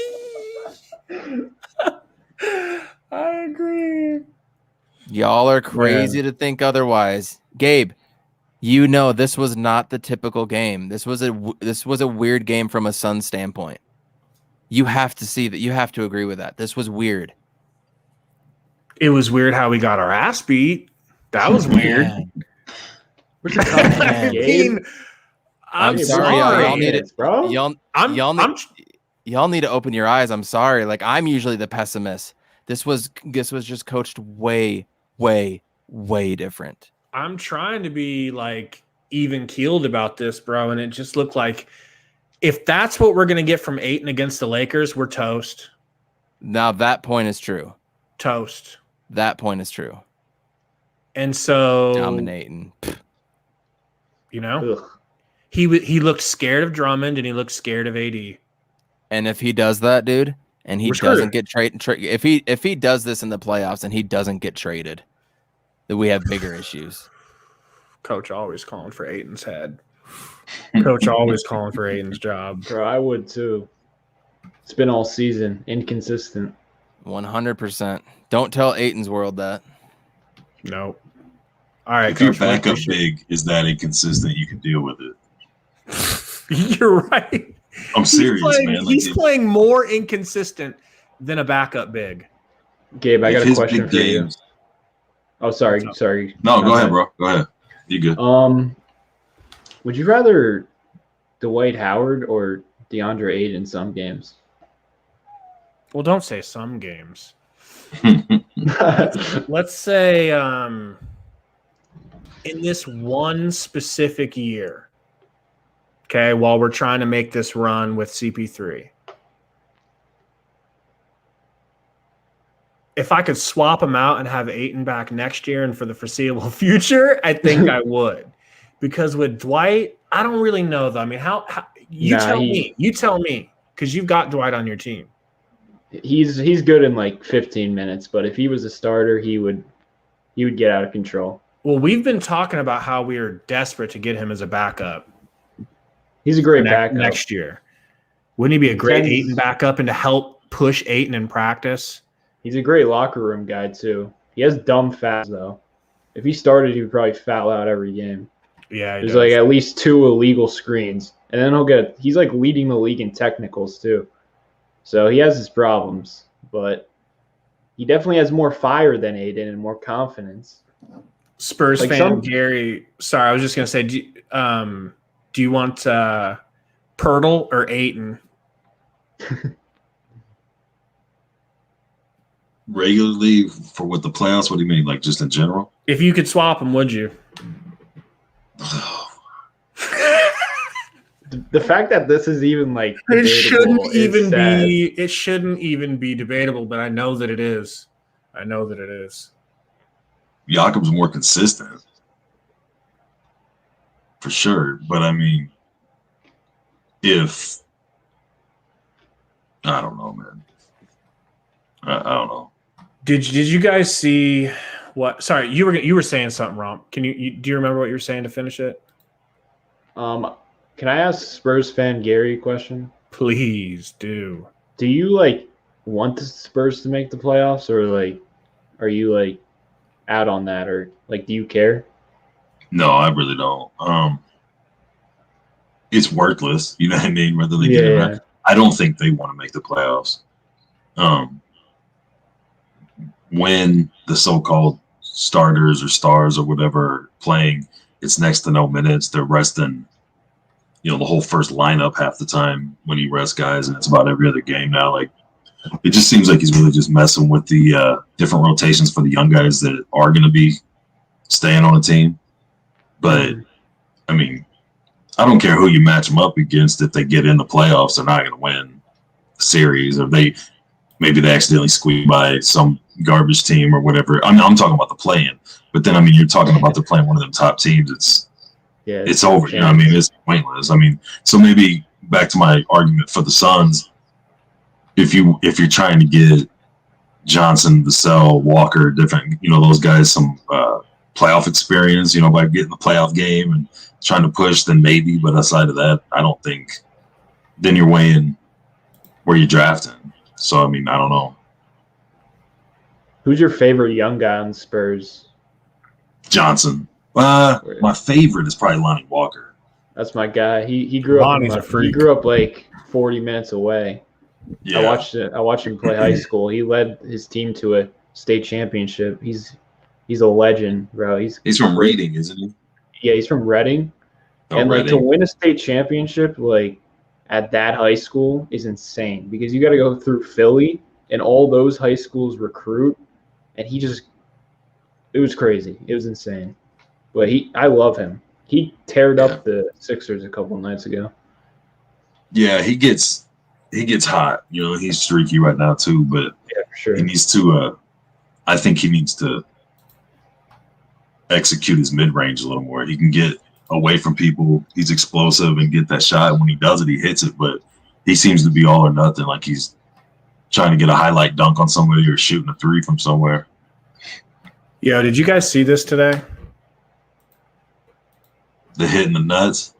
What a all right. I didn't see it. Okay, check Dude, this that face out. is a meme. What a effing psychopath, bro. Like, if some dude punched me in the nuts in a basketball game in front of God, cameras, and everybody, and then walks over and acts like this type of bitch, like, oh, what are they talking about? I'd probably just walk right up, just run over to him and just jack him in the jaw and start a fucking brawl. Nobody's punching me in my nuts and acting like this. Look at this swipe. Whop! He didn't hit the nuts though. He hit his like stomach. He tried. Slammy! It looked like he hit him in the dick. I mean, he did push him though. He's like, "Don't push Bro. me." Yeah, he didn't I'm mean it. sorry. He wasn't trying to hit him in the dick. He was just hitting him because he threw his shoulder into his back. I'll fight both of you. Nah, 2v1. He gets bumped, doesn't like it. Yeah, but look at that He push, bro. turns and swats at his fucking balls. Who punches downwards like that? Are you kidding me? I think this is just you In wanted this Luka face. instead of Aiden. This is No, you're projecting. It right is, now. man. It comes out all the time. No, Yeah. bro. I'm sorry. Like, if I saw Booker do this shit, it would change my feelings about Booker. No, it wouldn't. No, Yes, it wouldn't. would. Yes, it would. Come on. It wouldn't make me be like, okay, now I don't like Booker anymore. But, bro, if I saw Booker do this, I'd call him out and say he's a fucking bitch. No, you wouldn't. If you bitch, saw it's a Booker do You'd be that, like, yeah, keep doing if that. you saw I Booker do that, you'd call it for exactly what it was. He got hit in the back. He had a shoulder get thrown in the middle of his back. So he just turned around and swiped. Turn around and tries to. Maybe happened to hit his nuts, but it wasn't like the shoulder hit his back and in his head he goes, I'm going to spin around and hit this dude in the dick as hard as I can. Like, come on, dude. He starts swinging his arm before he even gets his head around. He don't know where he's going to hit. Nah, dude. And look how he got hit in the back. Like, Look come at on, Luka's man. fucking face. Look at his face. He turns, locates the balls, swats them, and then looks him straight in the fucking eyes. Like, what do you like? Yeah, bitch, I hit you in the balls because I don't like being bumped in a basketball game where you're allowed to bump people. Do you think he should have been ejected for that? Me? Fucking bitch. I can't believe nobody came on the court and didn't rock Okay, his ass. this is bigger than you think it is. This is you. Yeah. This is projection, man. You're sad need that you you to- don't have him on your team. We're going to need you to Just lay on the admit it. couch and talk to us a little bit. You got some Just underlying let it issues. out. Get them out. Because I got a bold prediction for you guys. I think Luka is going to be a problem in the playoffs this year, For who? especially with the matchups that he's getting. For who? He could take out the Nuggets first round, Okay. and maybe in the second round he could do some business. I don't know, bro. To who? Luka's. I who? love For Luka. who? All right, just let it out, Gabe. Come on. To who? You're saying he could do some damage. I want to know who he could do some damage to. He could. I think he could take out the Nuggets in the first round. Anyone else? I mean, Luka, the way he controls the game, bro. You saw last postseason. Got fly in here. Don't do that. Don't start talking about how Luka could beat the Suns. All right? Don't go there. The Suns have his number the way the Clippers have ours. All right? The Clippers own us, and we own them. It's just how it is. I don't know. I'm just joking, bro. I mean, I'm not going to sit here and say that the Mavs can't beat us because they're going to get them referee calls. I just hate Luka's guts, man. I hate his guts. Why do you hate him? I hate his guts because I don't like the way he plays. Come on now. I You don't like the way he plays? He don't like guys that score. I hated James Harden for a long time, and He plays like CP3 kind of.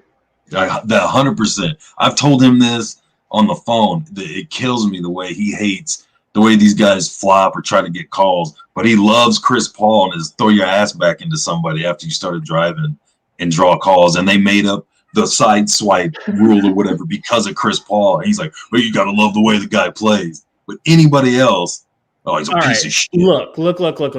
I hated CP3 until he did what he did against the Warriors for the Rockets. He won. What you meant to say was until he signed with the Suns this year. No, he won me over because see, I'm not. I really thought about this shit a long time, man. Like I remember when he was making those ridiculous threes against the Warriors, putting Steph out of his misery, single-handedly clutching that playoff series. But the Suns don't have any playoff experience. Anyways, when he did that, I thought to myself, okay, I didn't know he had this in his game. I respect him. He's clowning Steph Curry and shimmying in his face while hitting all of Steph's shots. I didn't know he had that, plus his little shtick as being, the best passer since Magic Johnson. So the fact that he can do both, that was what won me over. And then what won me over with Harden was when Harden went to the Nets, ironically, and he dropped all that weight in 2 days on the South Beach diet, apparently, and then started playing like prime Steve Nash because he was being coached by Nash. So, like, players can win me over. Luka can win me over. But right now, I see a player that doesn't take care of his body. He bitches to the refs. Every time something happens. Every star complains. Not like Luka. Even Luka came out and said the other day that he knows he complains too much. He is one technical away, Romp. How many other players are one technical away from being banned for a few games? Just Dwight? That's just okay. So Dwight and Luka, because he fucking complains too much. I don't like that shit. My point is, what is the real reason you hate Luka? Just admit it. I don't respect him. Come on, man. We all know the real reason. What is no? Let it out. Bro. Okay, how about this? Maybe this will explain it better. Okay. We should have drafted Ayton over Luka. Sorry, Luka. Sorry, that's retarded. I'm a little retarded. Reverse that for me. We should have drafted Luka over Ayton. We made the mistake. I still fucking hate Luka's guts. Like, I can admit that we got the wrong player. I can admit he's an actual generational talent. But I wouldn't want to pay to watch him play basketball. I can't fucking stand it. I'd be in the stands stop complaining. Stop foul trying to draw these fouls. Just at a rate that is like James Harden-esque. You remember when Harden Romp used to do that shit where he'd drive to the rim and he would take the ball, drop it down, and get his forearms up. I like that. I think that's smart. I never liked that. I hated that. Because dude, that's exactly what Chris Paul has done. Why they have the rule on the foul where it's not a shot anymore. That's literally the Chris Paul rule. Yep. Chris Paul's move is, I've got the ball here. You're sticking your hands, so I'm going to act like I'm shooting a shot. That's different than running into you, having a layup or a dunk available, and being like, hey, where's your arms, bro? Foul! Going to the line. So that I can get 30 free throws to go with his step backs are great, but he's streaky, bro. He's not as good of a shooter, in my opinion, as James Harden. You're taking two things that are more identical than opposite and separating them so that one's okay by the guy who wears a Suns jersey and one's horrible by a guy who does not wear the Suns jersey. I hated Chris Paul for this shit until this year. Yeah, I know. So if Luka came to the Suns next year, all of a sudden, you gotta love the dude could hit from anywhere. No, he's always getting to the line. We needed that. We didn't have a guy that got to the line. You know how many players have come to the Suns and I hated their effing guts? Trevor Ariza, ring a bell? He comes in, I wanted to stab him, bro. Like, I don't like players just because they put on a Suns uniform. You got to do something. I already liked Chris Paul and respected him when he did that shit against the Warriors. This year, I can actually be like, okay, I like him because he's doing all this shit for the Suns. But I'll still tell you, yes, Chris Paul does that type of shit too. But it's not as egregious as Luka, bro. It's not as egregious. And Chris Paul doesn't complain like he used to. Remember when Chris Paul used to complain to the refs like they were his dad and his dad was supposed to do something about it? He doesn't really do that anymore. No, he still does. Well, Yeah. Gabe, the reason you hate Luka is because they fucked up the pick, and that's the reason. You can admit it. no, man. It's just an ugly basketball. It's an ugly style of play. It's not ugly. Spurs fan Gary, is it ugly? No. I No, love Luka. The depth of your hatred is because the second you guys didn't take him, you wanted him to fail. And as he blew up like he did, and as he kept developing and becoming better and is able to create shots, able to drive, gets to the rim, is crazy when he's on, especially three-point line. All that shit just doubles, quadruples. It just keeps going. The anger and the resentment you have for not getting it. Gabe, If he played exactly the same style of basketball now, but sucked, if his style was the same, if he still tried to get calls the same way, if he was Aiden and he streaked and he had some good games here and there and then was garbage or whatever, you wouldn't give a damn about Luka. You wouldn't hate him near as much. You'd be like, well, whatever. We got the right guy. It doesn't matter. You wouldn't sit there and go, that dude that sometimes gets 20 a game, I hate his guts because of his style. Yeah, why do you think I hate Tatum? Because we picked Fultz instead of him. That's why I hate Tatum. His game is unbelievable, but I hate him. But go on, Gabe. I got other reasons why I hate Luka. I hate Luka because he goes to the Mavs and instantly, I don't know why, because honest to God, dude, like I'm not a person that cares about race at all, right? Like I don't see this shit like Bears fans will be like, oh, the Bears will never take a black quarterback. I'm like, dude, no, they would. They totally would. And look, they took Justin Fields. Like, I don't subscribe to this whole, like, people get different treatment because of their race thing. I don't think that's necessarily true. So I don't want to sit here and say that Luka's the great white hype and the NBA just wants a white guy to be the face of the league again. Not the face of the league, but, like, they, you know what I'm saying? Like, good. Maybe I am saying that. Maybe that's still deep down inside me somewhere where it's like there's this white dude who comes in and they want this dude to be I'm not saying that he doesn't somewhat earn it with his stats, but he earned superstar calls like that. They treated this fat bitch like he was LeBron the day he stepped on the court. I'm sorry. Did you breathe on Luka? Go to the free throw line, Luka. We want to help you be the face of the NBA. Like, that's what KD said about him the other day. What? Did you see what KD said about him the other day? Just look up the quote. I forget it, but you think the reason? So you could say he gets superstar calls, and I guess to a certain extent that's true. But the reason he's getting them is because he's smart as hell. His footwork is unbelievable. He's slow as hell, but can get wherever the hell he wants to. That's why he's getting the calls. It's not because he's just throwing his body into them. There's an art to it. He has the skill to do that.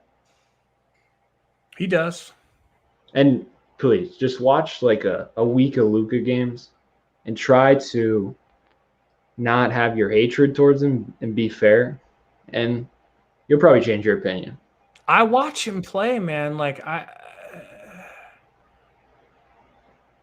don't like floppers, bro. I don't like floppers and criers, and I don't like floppers and criers who have the referees in their pocket. Those are hateable traits.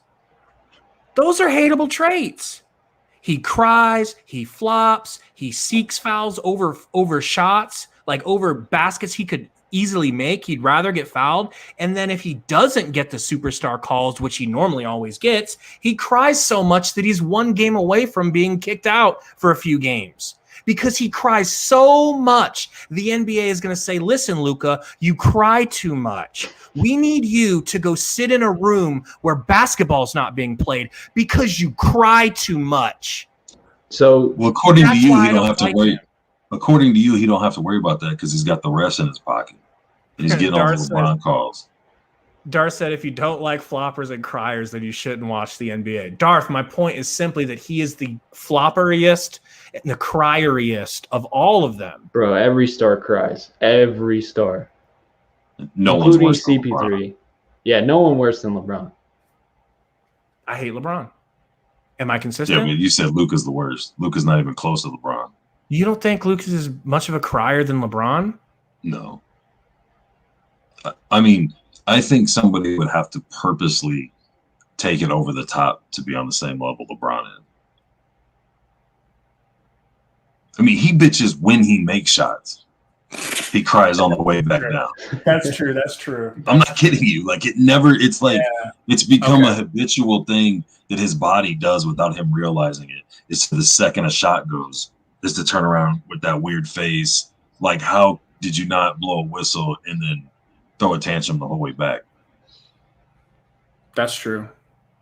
I will say LeBron's just so much bigger than everyone. A lot of times he does get fouled, and it doesn't look like a foul. But he still complains way too much. Stay off the damn. I'm just kidding. I was just kidding. That was a good take. I was just mad because it's kind of true. Yeah, he does, but I don't know, man. You guys are probably like 10% right, and I'm probably 90% right. So that means I'm right. But, you know, I just can't like him, man. I can't like him. I don't know. If Luka did something like take out the Lakers, that might earn him some equity with me. I might be like, okay. Or if he did something like get drafted by the Suns. No, man. I would have been mad that we didn't take Ayton because I believe that. No way, bro. I mean, not now seeing it, not seeing it now. Like by now, I'd be like, woo, we made the right choice, you know? But you would have bought his jersey, bro. I'd be in this situation where I'm like, who do I want the team to be, Booker's or Luka's? It would be the same thing, CP3 and Booker, and that's working out just fine.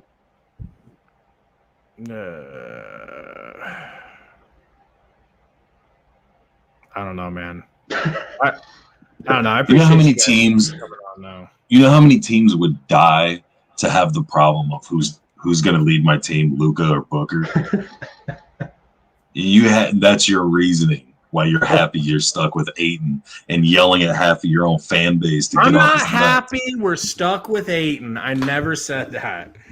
I never said I'm happy. I just said I don't like him on a certain level. I don't like him on a personal level. I don't like him on an athletic level. I don't like the way he plays the game, although it's very effective, and the NBA has chosen for him to be the heir to LeBron. I mean, haven't they? He's white Bron. He's white He Bron. has that potential. I don't think that's over-exaggerating. I think he can be that good. I mean, look at what he did in his first playoff run without Porzingis. Took Kawhi and Paul George to 6 games. He matches up really good against the Clips for some reason. I don't know why. But he and that team match up against the Clips the way the Suns cannot. But yeah, I don't know, man. He's a bitch. Fat bitch. This was a good therapy session for you, Gabe. It was. I mean, we'll get more out next week. I wanted you to admit why you actually hated him, but maybe next time. We're getting there. Making progress. Yeah, it was close. He was so close. He kind of said it, but not really. I mean, I can admit a lot of things about him. Like I know he's good. I know his stats are there, but like there's just something. He just rubs me the wrong way, right? I mean, they're calling you You see they're calling you Gaben A. Smith in the chat. What am I doing that does Stephen A. Smith hate Luka? No, it's your rant of like you're trying to convince yourself as much as you're trying to convince us that your hate for Luka is anything other than. Let me tell you something about the Lakers. Over. It ain't that deep, Gabe. It's right in front of you. We're just lucky that we match up against the Mavs the way we do, and we beat them every time we play them. Because if we gave them Luka and we took Ayton and they were beating our ass, shit, that'd be unforgivable. Anyways, Suns lose a stinker. Lucky to have Spurs fan Gary and Romp here the whole night. I appreciate you guys. Darth says, no, they're calling me Stephen A. Smith because he has bad takes. Fair. That's fair. I definitely have bad takes. But, guys, I have some good takes as well. I think I'm more consistent with my takes than Ayton is on the court. And there's a lot of people that love Ayton, so I must be doing something all right? Burner says Geek's about to have some company in the basement tomorrow. Romp, you can go ahead and see yourself in there. Appreciate you guys coming out though, man. We don't have any more games against the Sixers, right? No. Until the finals, which until the finals. Nice 4-game series for the Sixers. Spurs fan Gary Romp is flying in on Thursday. You're flying down here to Austin where I'm at? No, or you're flying into San Antonio. Friday, I'm going to San Antonio. I'm going to meet him in San Antonio. We're going to go to Six Flags. We're going to go to back-to-back Spurs Suns games, Romp. That's dope. And then I'm going to do the show with the guys from the hotel room. So still going to do it, but from the road. You know, it'd be dope. We might need you, Romp, because if you have time, if you're free again, because Coach won't be here. But yeah, man. Yeah. Appreciate you guys. Suns lose, fellas, and they'll be back. And they're going to get a win next game. And then who knows what'll happen. Who they got next? Next, we've got the Warriors, I believe. Okay, if Ayton doesn't go off then, they got no big men. They have nobody to stop Ayton. The only person that'll stop Ayton is Ayton. So, yeah, we got Golden State, 9 o'clock Central Time on Tuesday. So we'll see you guys then. Appreciate you guys being here with me. We'll see you guys next time. Until then. Let's get ready to rumble! Booker, this is for the win.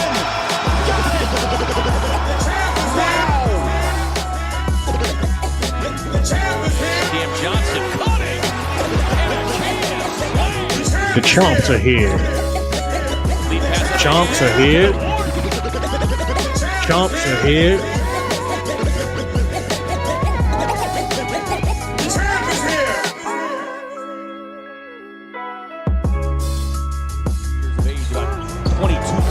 Book on the crossover, gets inside and hammers it down.